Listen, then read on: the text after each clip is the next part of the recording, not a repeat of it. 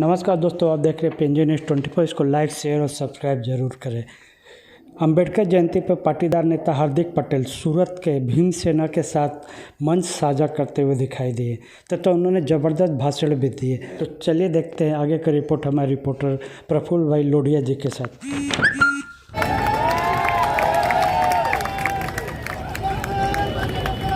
भारत का संविधान जिन्होंने बनाया है, ऐसे हम सबके प्रिय डॉक्टर बाबा साहब आम्बेडकर की जन्म जयंती पर मंच पर उपस्थित सभी वरिष्ठ समाज सेवियों का मैं हृदय से धन्यवाद करता हूं। आप सबका वंदन करता हूं, अभिनंदन करता हूं। आज इस ऐतिहासिक कार्यक्रम में बड़ी तादाद में उपस्थित सूरत शहर के सभी दलित समाज के, विभिन्न समाज के मेरे नौजवान साथियों को मेरा जय भीम और इंकलाब जिंदाबाद कहता हूं। आज इस मंच पर जो मुझे बोलने की आजादी मिली है और इतनी बड़ी तादाद में यहाँ नौजवान, मेरे बुजुर्ग, मेरी माएं, मेरी बहनें आकर बैठी है, तो उसके पीछे का एक ही कारण है, वो डॉक्टर बाबा साहब आम्बेडकर है जिन्होंने ये संविधान लिखा है। साथियों, मैं आप लोगों का धन्यवाद भी देने के लिए आया हूं, क्योंकि जब गुजरात के भीतर पाटीदार समाज ने जब आंदोलन किया, तो इस पूरे आंदोलन के सूरत के सभी दलित समाज के साथियों ने हम लोगों को समर्थन किया था। इसलिए मैं आप सभी का धन्यवाद भी देने के लिए यहां पर आया हूं। साथियों, पूरे गुजरात में और पूरे देश में डॉक्टर बाबा साहब आम्बेडकर की जयंती को लेकर बड़ी यात्राएं निकलती है, सभाएं होती है, लेकिन पिछले 40 साल से डॉक्टर बाबा साहब आम्बेडकर की प्रतिमा के पास पिछले 40 साल से जो आप जनसभाएं और यात्रा निकालते हैं, इसलिए मैं आप सभी लिए आपको सलाम भी साथियों करता हूं।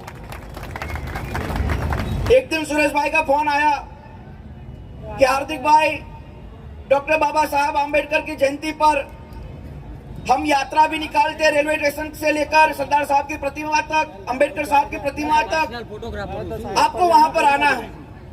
ये गए साल भी, पिछले साल भी बात हुई थी, और इस साल मुझे आप लोगों के बीच यहाँ आने का मौका मिला है।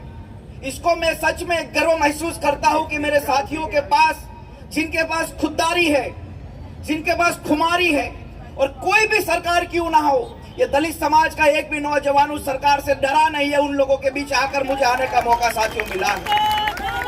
साथियों, मैं एक पटेल समाज से आता हूं, मैं किसान का बेटा हूं, और मुझे बराबर याद है कि जब हम 5वीं 6वीं क्लास में पढ़ते थे, तब स्कूल से जब गांव जाते थे, तो गांव में हमारी खेत का आधा हिस्सा गांव के दलित समाज को हम उस खेत जोतने का काम देते थे। हर शनिवार और रविवार को जब मैं गांव जाता था, तो स्वाभाविक तौर पे जब हमारे घर पे कोई दलित समाज का, परिवार का कोई व्यक्ति आता, तो हमारे दादा, जो पुरानी पीढ़ी के लोग थे, वो उन लोगों को वहां बिठाते थे। मैं लगातार ये 3-4 साल तक देखा। मैंने एक दिन मेरे दादा को पूछा कि दादा, इन लोगों को आप वहां क्यों बिठाते हो?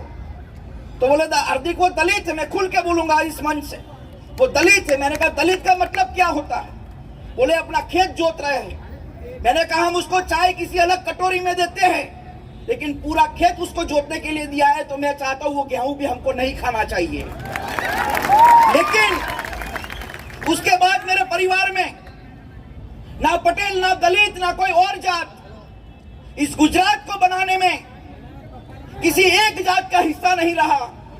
इस गुजरात को बनाने में सभी जात का हिस्सा रहा, इसलिए गुजरात आज विकसित राज्य बना हुआ है। साथियों, जब हम क्रिकेट खेलते हैं और क्रिकेट खेलते खेलते थक जाते हैं, 4-5 दोस्त होते हैं, कोई मुसलमान होता है, कोई पटेल होता है, कोई ओबीसी होता है, कोई दलित होता है, और जब खेत या खेलते हुए हम किसी पानी पूरी के पास जाते हैं, तो चारों दोस्त थके हुए होते हैं, और जब पानी पूरी की वो प्लेट पकड़नी होती है, तो हम ये नहीं सोचते कि ये प्लेट किस लड़के ने पकड़ी हुई है।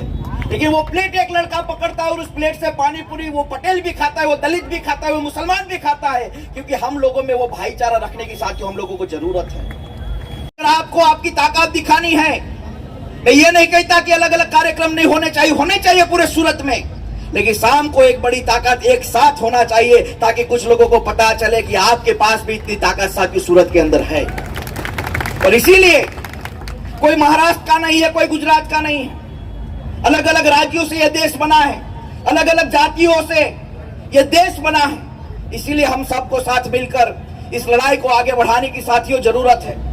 मैं यही कहूंगा आप लोगों से कि आप डॉक्टर बाबा साहब आम्बेडकर को पढ़िए, उनको जानिए, उनको समझिए, और साथ ही साथ महात्मा फुले को भी पढ़िए और समझिए। आपको पता चलेगा कि बहुजनों की ताकत साथियों क्या है।